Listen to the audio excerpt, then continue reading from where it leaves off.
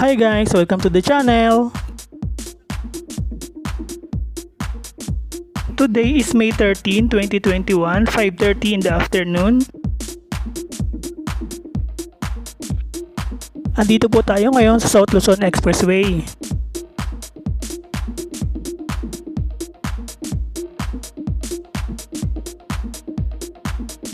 Ngayong araw po ay mahaba-haba ang ating gala. Dahil nagkaroon po ng emergency, kailangan po muna naming umuwi ng probinsya.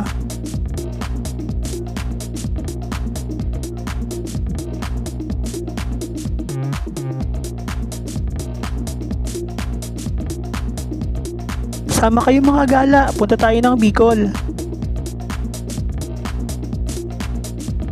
Sightseeing at road trip po tayo hanggang Sorsogon City.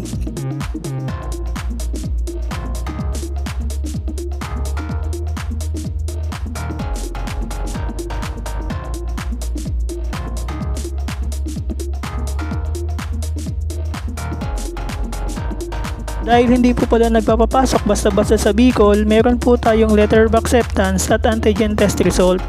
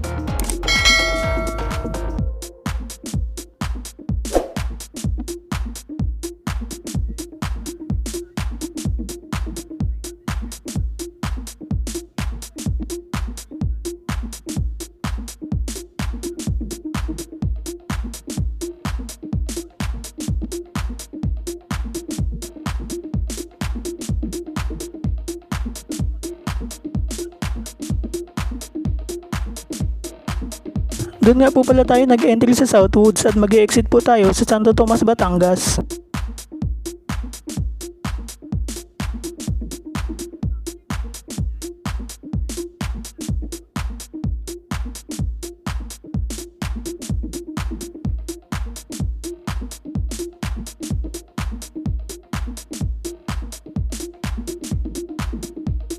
Ang usual na biyahe po na nagko-commute pa po tayo papuntang Sorsogon, 15 hours po. Ngayon po kahit may dala po tayong sasakyan, 15 hours pa rin po ang ina-expect po nating biyahe natin. Dahil yung driver po natin hindi pa po bihasa sa pagdadrive, kailangan din po kasi natin ng maraming stopover para makapagpahinga po at makatulog na rin.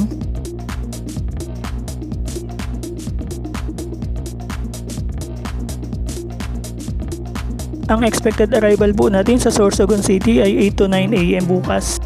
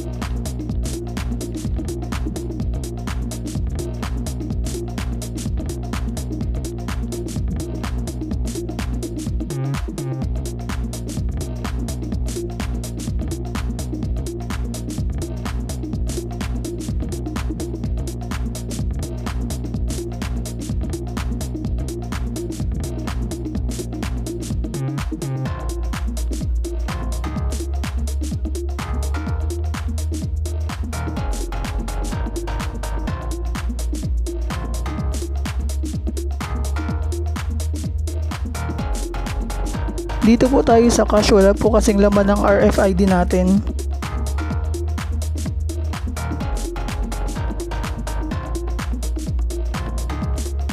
After po natin magbayad ng toll gate kanina, andito pa rin po tayo sa loob ng expressway. Pero hindi ko po sure kung saka pa po ito ng SLEX or Star Tollway na po ito. Comment lang mga kagala dun sa may alam. Ang binayaran po pala natin dun sa toll gate ay nasa 60 pesos po.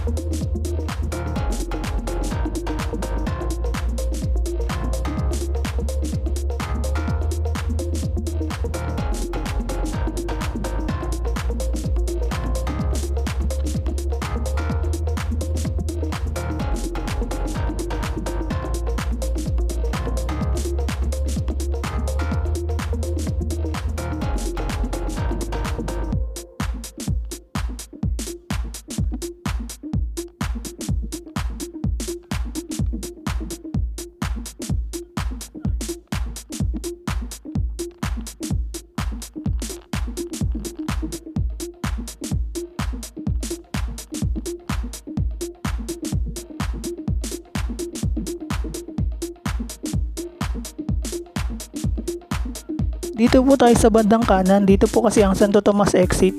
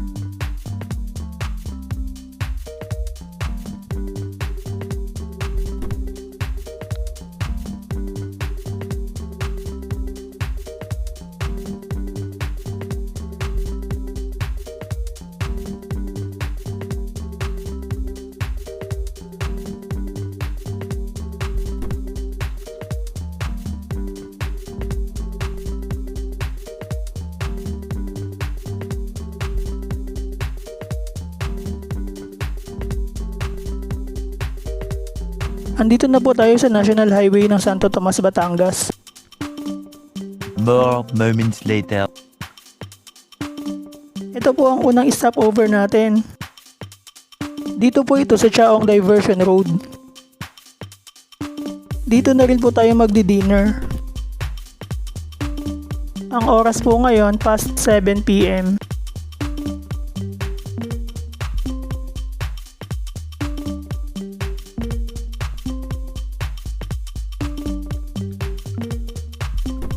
Ito po ang Chaong Diversion Road. Pasensya na kayo mga kagala sa quality ng video natin. Hindi maganda gamitin sa gabi ang ating action cam.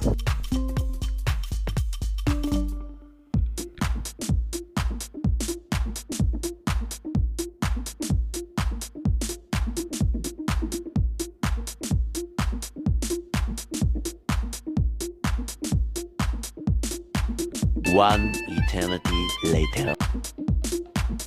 Good morning mga kagala. Andito na po tayo sa Naga City at ang oras po ngayon 5 in the morning. Medyo madilim pa po.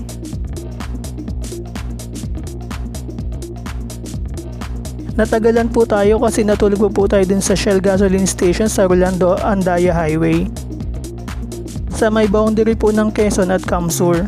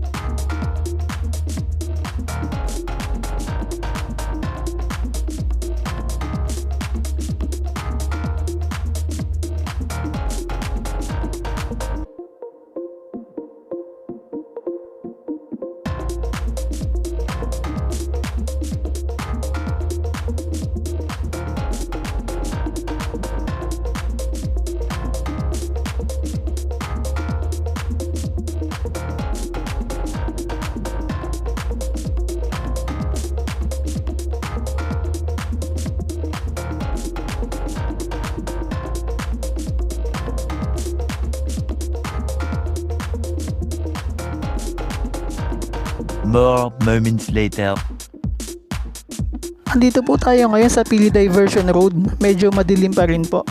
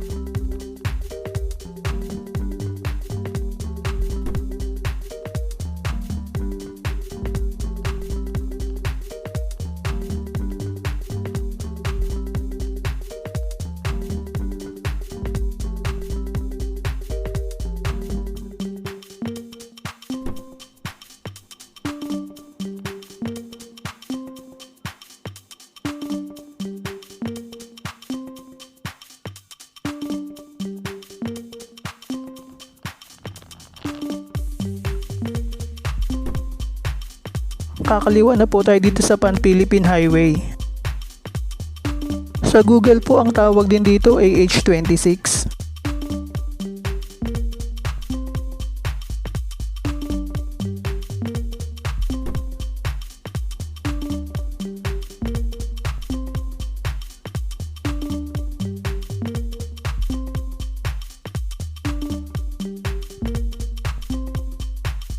Andito na po tayo sa area ng Albay. Hindi ko lang po sure kung anong particular na bayan.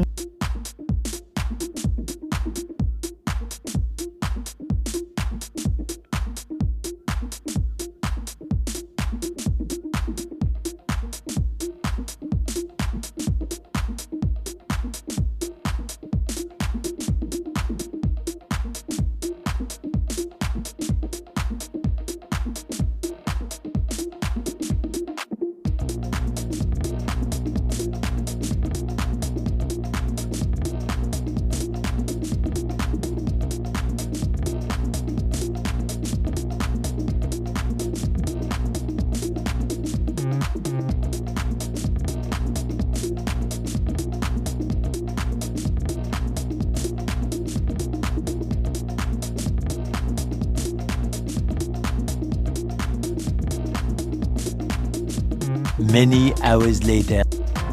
Ito po yung pangalawang checkpoint na hinintuan natin.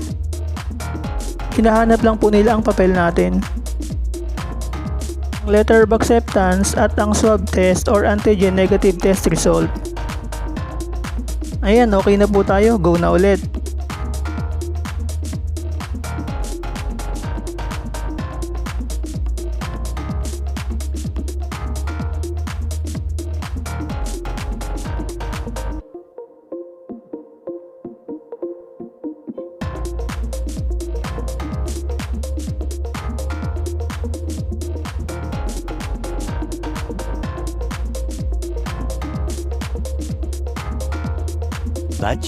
Much later.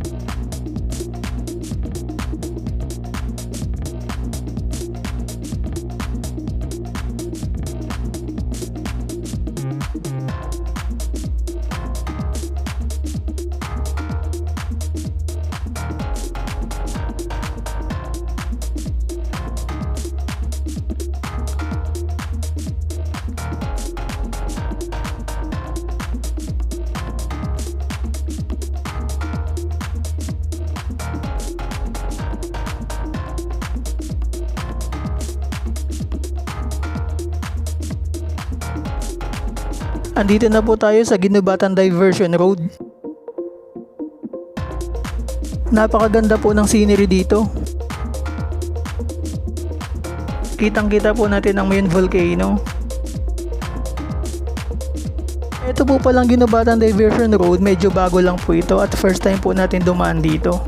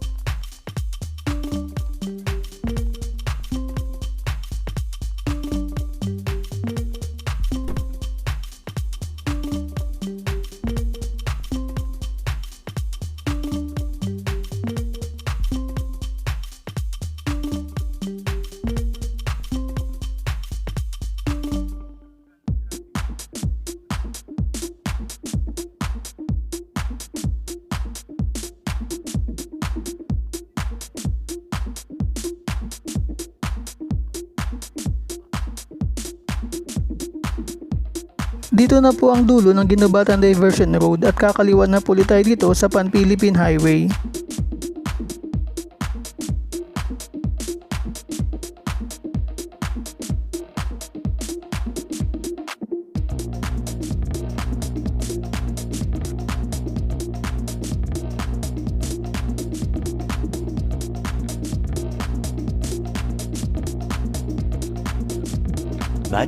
Much later.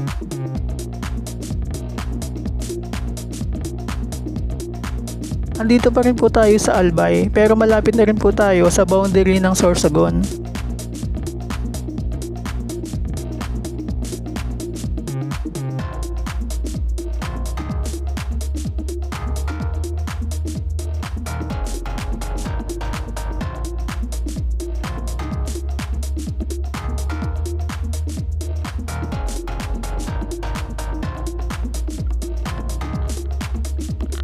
A few moments later.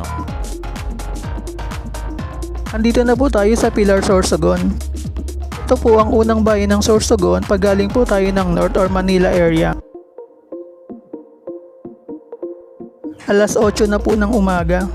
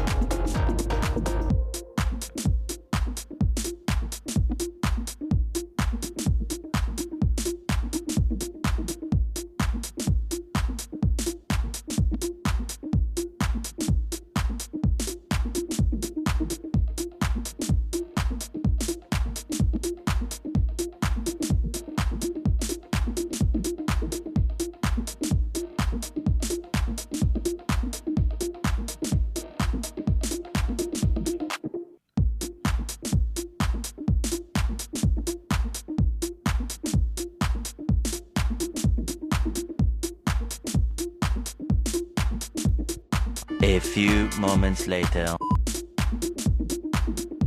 Ito po yung pangatlong checkpoint na hinintuan natin.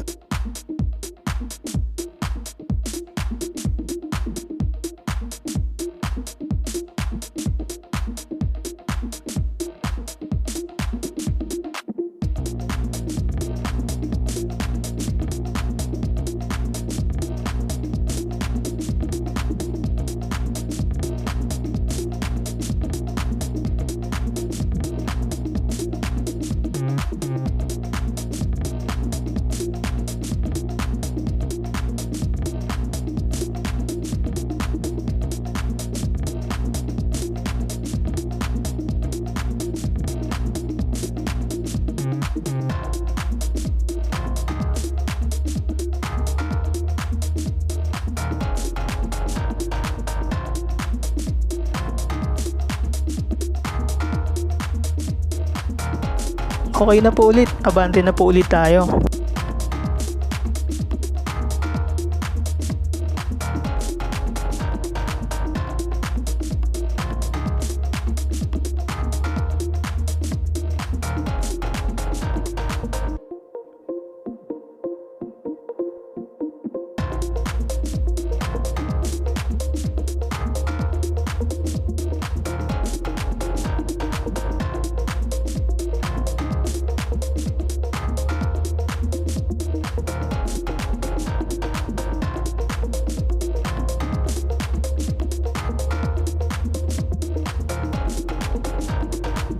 Minto po tayo dito sa gilid ng kalsada.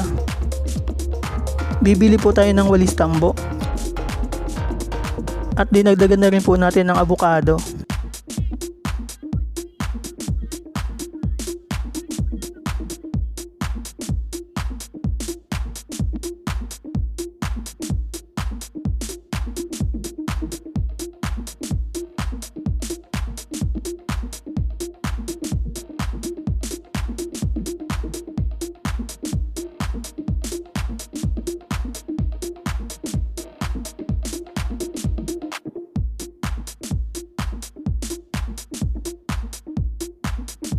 Tabi-tabi po ang mga tindahan dito, yan po yung iba.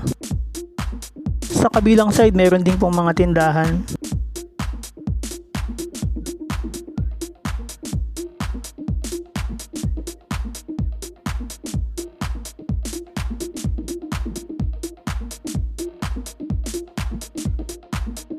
A few moments later.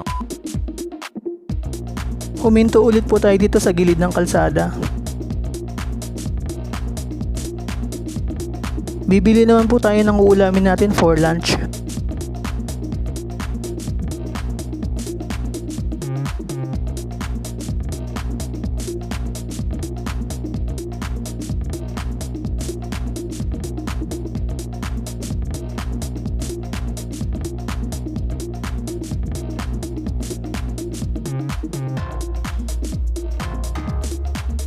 Yung karaniwang pong hito na nakikita ko, hitong po sa tabang. Ito raw po hito galing sa dagat.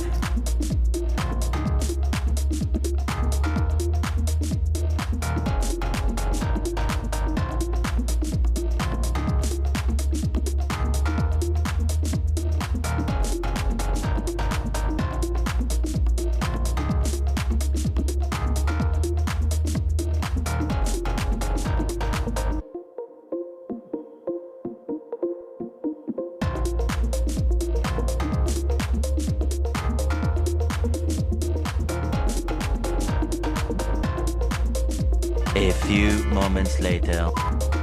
Dahil bihira po tayong bumisita dito, lumagpas po tayo, kaya mag-U-turn po tayo.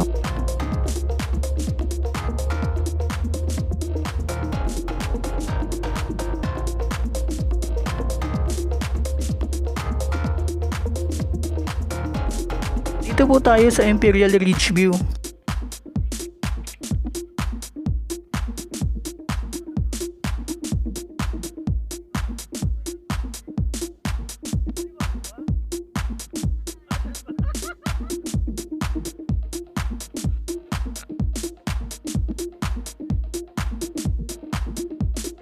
Pero yung bahay po natin sa dulo pa, kaya ikakat na lang po natin to.